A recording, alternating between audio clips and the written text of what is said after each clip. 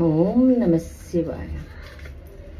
తండ్రి, నాకు చదవడం గట్రా సరిగ్గా రాదు, ఏదైనా తప్పులు ఉంటే మళ్ళీ ఓ భక్తులారా, తెలుగుదేశమున ఒకానొక గ్రామములో భేదవాడున శివయ్య అనే పేరు గల బ్రాహ్మణుడు నివసించేవాడు.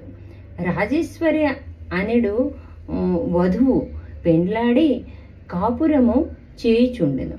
కొంతకాలమునకు ఆ దంపతులకు ఒక కుమారుడు ఒక కుమార్తె కలిగారు. పుత్రుడి పేరు సదాశివుడు, పుత్రిక పేరు దాక్షాయిని. భేదవాడు ఆవుట చేత శివయ్య భిక్షాటనము చేసుకొనును భార్య పుత్రలను పోషించు కొనుచుండెను.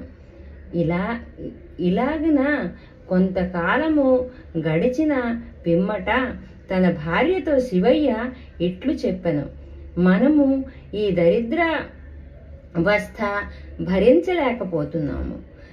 నేను తిరుపతి పుణ్యక్షేత్రమునకు వెళ్ళి స్వామిని దర్శించి అక్కడ శ్రమపడి కొంత ధనమును సంపాదించి తిరిగి వస్తాను. నీవు పిల్లలకు జాగ్రత్తగా చూస్తూ ఉండమని శివయ్య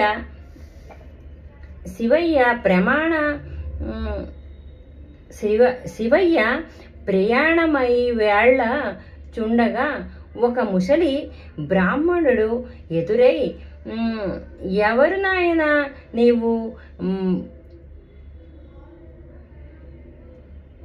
నాయనా నువ్వు ఒంటరిగా ఎక్కడికి ప్రయాణమై వెళ్ళుచున్నావు అని అడుగగా శివయ్య ఈ విధంగా చెప్పాను, మహానుభావ, ఆ కనిపిస్తున్న పల్లెయే నా గ్రామము. చాలా బీద కుటుంబీకుడను. 2 పిల్లలు, భార్య కలరు. సంపాదించింది చాలక దరిద్ర బాధలు భరించలేక తిరుపతికి వెళ్ళి ధనార్జన చేయవలెనని తలంపుతో ఇట్లు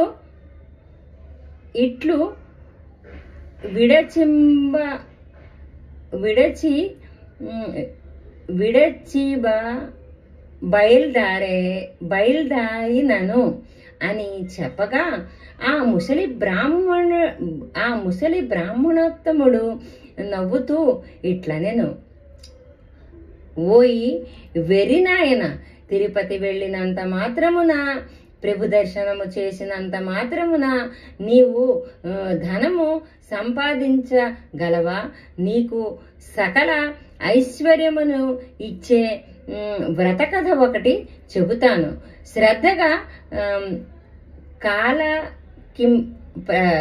శ్రద్ధగా ఆలకింపుము అని చెప్పినంత నీవయ్య పుణ్యపురుష, అది ఏ దేవుని కథయో ఈ చెట్టు నీడను గుర్తించి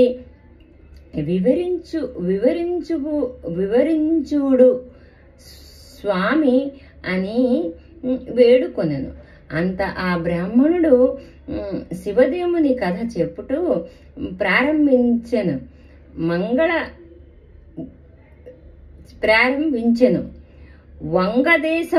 వంగదేశమున పరిపాలించున సూరసేన మహారాజునకు గుణమంతురాలు ఒక పుత్రిక కలదు. ఆ బాలామణి పేరు సీమంతిని చిన్ననాటి నుండి శివదేవుని యందు అపారమైన భక్తి కలదు. పూజలు చేయుచుండెను.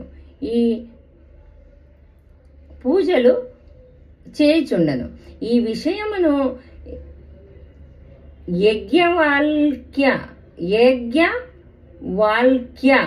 మహాముని భార్య యుగు మైత్రేయి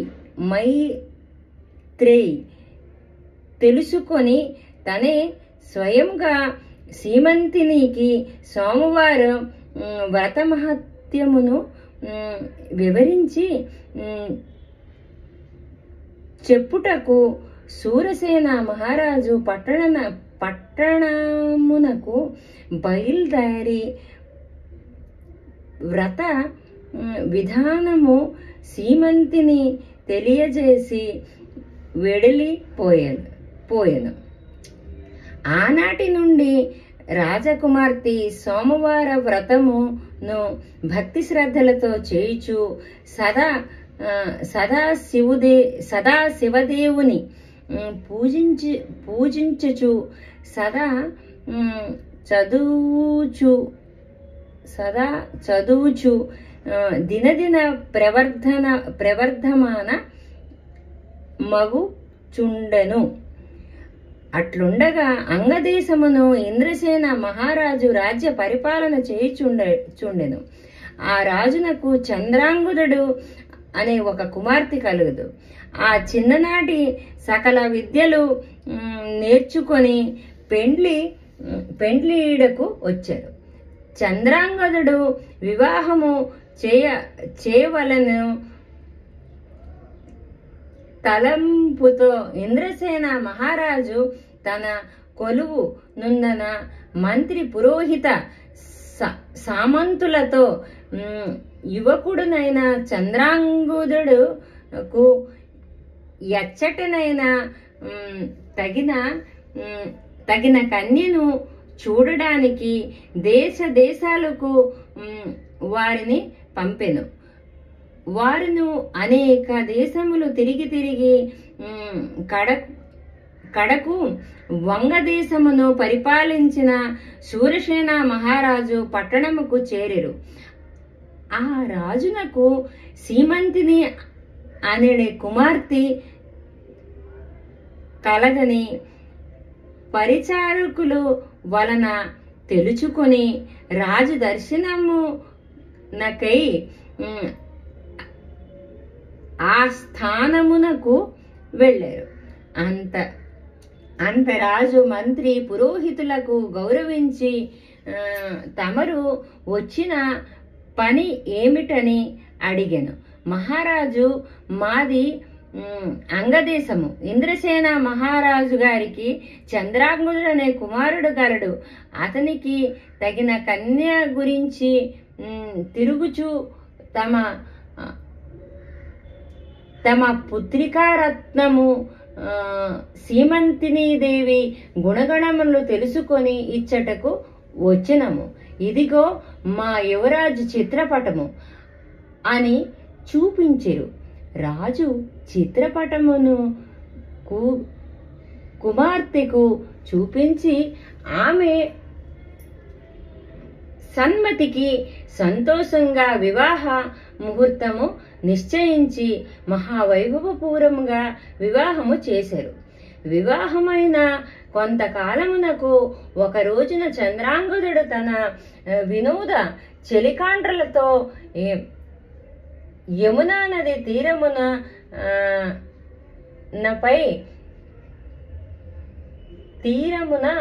నావపై షికారు చేయుచున్న సమయములో దురదృష్టవశతము ఆ నావ నీళ్లలో మునిగినది.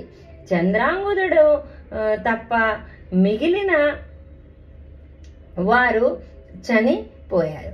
చంద్రాంగుదుడు నాగకన్యలతో పట్టుకొని తమ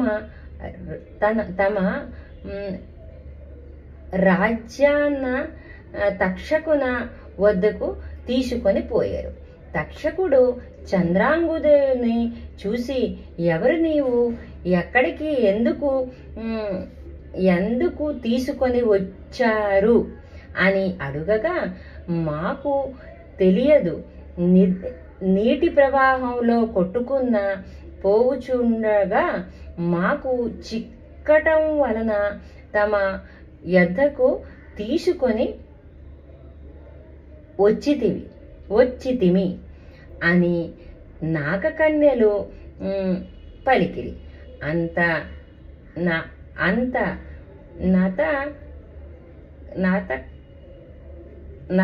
నతక్షకుడు దివ్య దృష్టి వలన చంద్రాంగుదుని వృత్తాంతము తెలుసుకొని ఇతడు సామాన్యుడు కాడు. ఇతని ధర్మపత్ని సీమంతిని దేవి ఆమె శివుని ఆరాధించిన సోమవార వ్రత ప్రభావము గల మహా పతివ్రత. అందువలనే ఇతను నీళ్లలో పడిపోయినాను ప్రాణములు విడువక మీకు ఇచ్చట వలన అతనికి ప్రాణములు విడువక మీకు చిక్కుట వలన అతనికి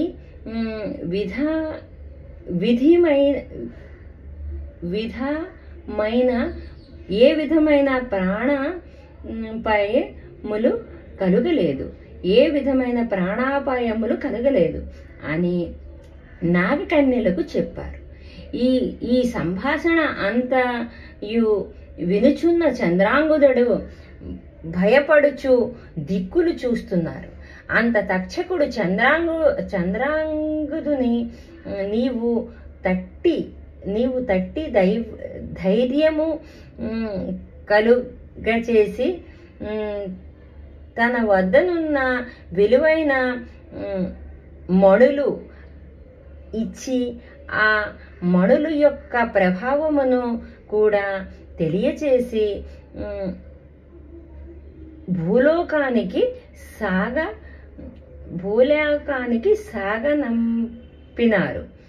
అక్కడ సీమంతిని తన భర్త జాడ తెలియనందున నావ ప్రమాదములో చెలికాండ్రులతో పాటు తన భర్త కూడా మరణించి ఉండెనని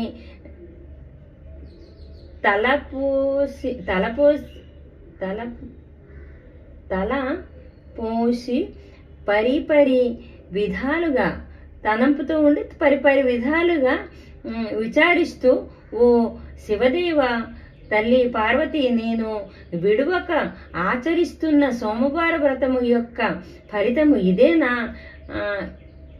అని దుఃఖిస్తూ కనులు మూసుకోనగా జగజ్జనని లోకమాత అయిన పార్వతీదేవి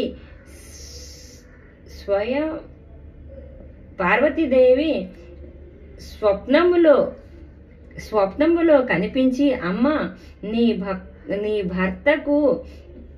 భర్తకు ఏమీ భయము లేదు, విచారించకు, సజీవుడుగా యున్నాడు, త్వరలో నీ చెంతకు వచ్చెను అని చెప్పి అంతర్ధ్యానము అయిను. అంతలో ఆమె మేల్కొని స్వప్నములో దేవి చెప్పిన వాక్యములు వృధా కావని మనస్సును ధైర్యంగా చేసుకొని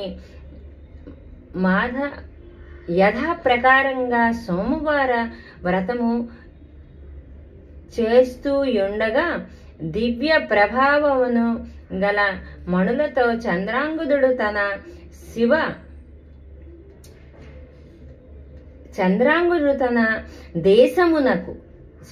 తన దేశమునకు తిరిగి వచ్చారు.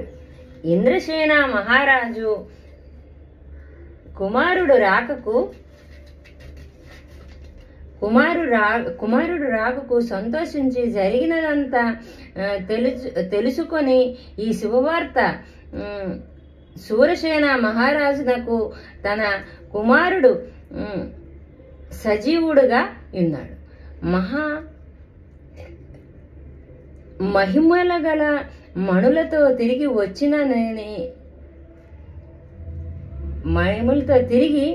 వచ్చేనని కబురంపి శుభముహూర్తాన్న సీమంతిని దేవికి చంద్రాంగుదుడికి వైభవోపేతముగా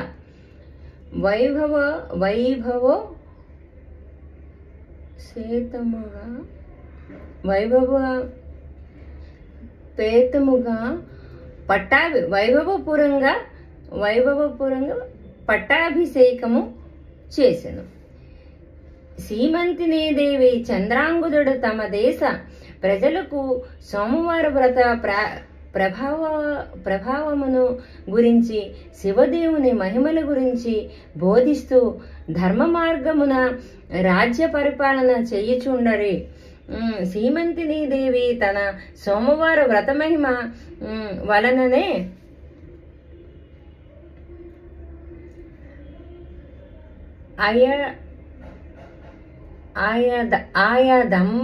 ఆయా దంపతులను కాపాడుకోగలే ఆమె దాంపత్యమును కాపాడుకోగలిగినదని ప్రజలకు భావించు తాము కూడా సోమవార వ్రతము చేసి సకల సంపదలతో సుఖముగా ఉండేరని ముసలి బ్రాహ్మణుడు శివయ్యకు చెప్పి, నీవు కూడా సోమవార వ్రతము చేసిన ఎడల ముందు మహాపురుష ఆ వ్రతం ఎట్లా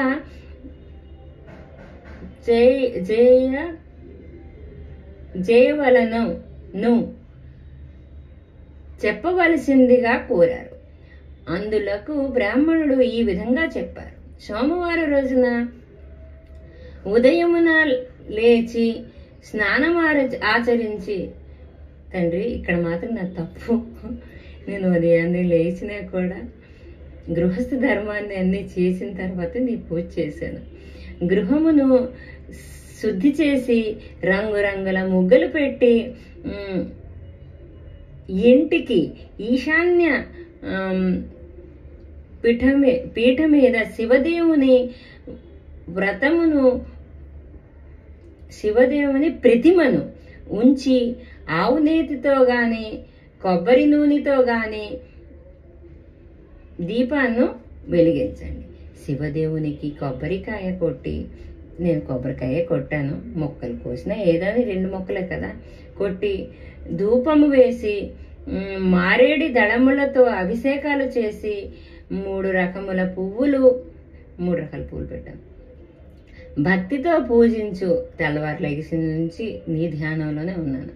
కొబ్బరి ముక్కలు తరిగి లేక బెల్లమునను కలిపి, తాటి బెల్లం పడ్డ మర్చిపోయాను, పెట్టేస్తాను. భక్తి శ్రద్ధలతో పూజించి ఎడల సిరి సంపదలు కలిగి మనస్సులోన కోరికలు ఫలించినని చెప్పి ముసలి బ్రాహ్మణుడు అదృశ్య అయ్యారు. అంటే అట్లే శివుడు అయి ఉంటారు. కడు నిష్ఠతో వినుచున్న శివయ్య బ్రాహ్మణుని గనక, ఆహా, ఈ మహానుభావుడే నా పాలిటి దేవుడు, నా అవస్థను చూసి నాకు ఉపదేశము చేశానని భావించి తిరిగి ఇంటికి వెళ్ళి జరిగినంతయు భార్యకు చెప్పారు. ఇక్కడ కదా మా చిన్నప్పుడు మా మేనత్త రమక్కని, ఆ మేనత్త ఎప్పుడు శివదేవుడి పూజ చాలా భక్తి చేసేది. నాకు అప్పటి నుంచి ఈ దేవుడి పూజ అంటే మాత్రం ఎక్కువ పిచ్చి పరిచి సోమవారము నాడు భక్తి శ్రద్ధలతో భార్యాభర్తలు శివదేవుని పూజించి ప్రసాదము ఇరుగు పొరుగు వారికి పంచిపెట్టి సుఖముగా ఉండగా వారికి దరిద్ర బాధలు పోయి అష్ట ఐశ్వర్యాలు కలిగినని కొన్నాళ్లకు ధనమదంతో వ్రతము వ్రతము చేయడము మానివేసినారు. శివదేవుడు కోపంతో వచ్చి, మీరు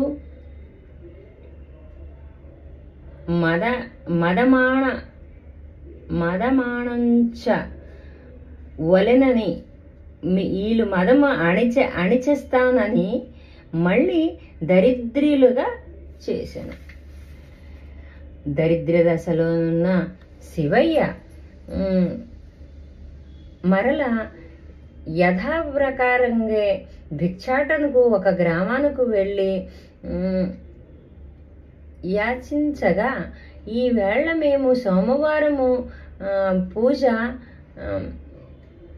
వ్రతం చేసుకుంటున్నాము, వీలు లేదని అన్నారు. నాకు మాత్రం వీలైనంత వరకు ఏ వ్రతం చేసినా ఇవ్వడంలో తప్పు లేదండి నా ఆలోచన. అయ్యా, కానీ ఆ మెసేజ్ ఎలా తెలిసింది అతనికి? మేము ఈ పూజ చేస్తున్నామని చెప్పబట్టే కదా అతను మర్చిపోయింది, గుర్తొచ్చింది అతనికి. దేవుడు ఏది చేసినా మన మంచికే. అయ్యా, సోమవార వ్రతం మరిచిపోయినందున మాకి గతి పట్టినది, చాలా అపచారము చేసినాము అని అనుకోనుచు ఇంటికి వెళ్ళి ఈ సంగతి భార్యకు కూడా జ్ఞాపకం చేసినాడు. భర్త మాటను లెక్క చేయక మొండిగా మాట్లాడింది. ఏ గత్యంతరము లేక శివయ్య పిల్లలతో సహా నదికి వెళ్ళి స్నానమును చేసి వచ్చి శివదేవుని పూజ కథ చెప్పుకోచు. భార్యనుకు కూడా కథ వినకుండా రమ్మని పిలిచారు. నా భార్యకు కూడా కథ వింటావు రమ్మని పిలిచారు. నేను తండ్రి ఏదో మనసులో ఒక బాధ ఉన్నా, ఆ మనుషులకు ఆ బాధ లేకుండా ఏ తప్పులున్నా కూడా ఆశీర్వాదం అందరికీ ఇవ్వు తండ్రి, నేను కథ కూడా వినను అని చెప్పగా ఆ మరునాడే ఆమె నేత్రములు కనిపించకుండా పోయినవి. భర్త శివయ్య, ఓసి పిచ్చిదాన, శివదేవుని పూజ మరిచినావు, కథ కూడా విననన్నావు. నేను వేదవాడిని అయితిని, నీవు అందురాలివి అయితివి గనుక తప్పులు క్షమించమని లెంపలు వేసుకొని అన్ని గట్టిగా మందలించినాడు. భార్య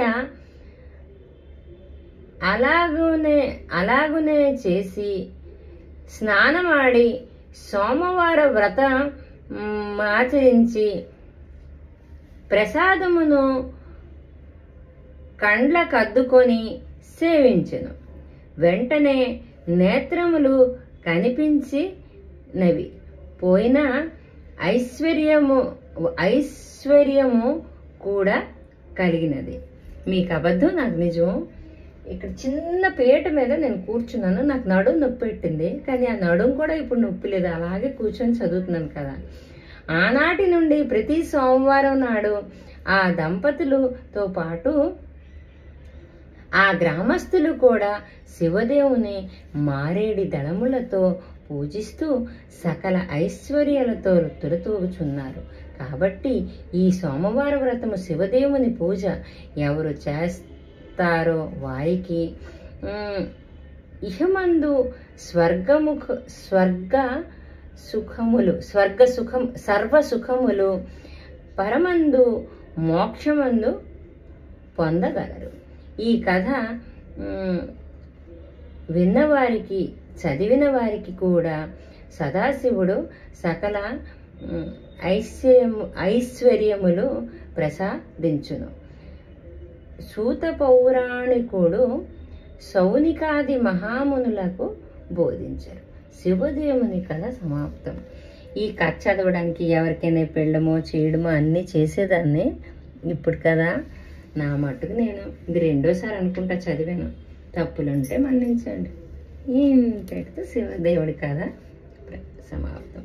సత్యనారాయణ వ్రతం లాగా ఉంది నాకు. అంటే అది కూడా చేద్దాం, కానీ తప్పులుంటే మన్నించండి. ఓం నమః శివాయ.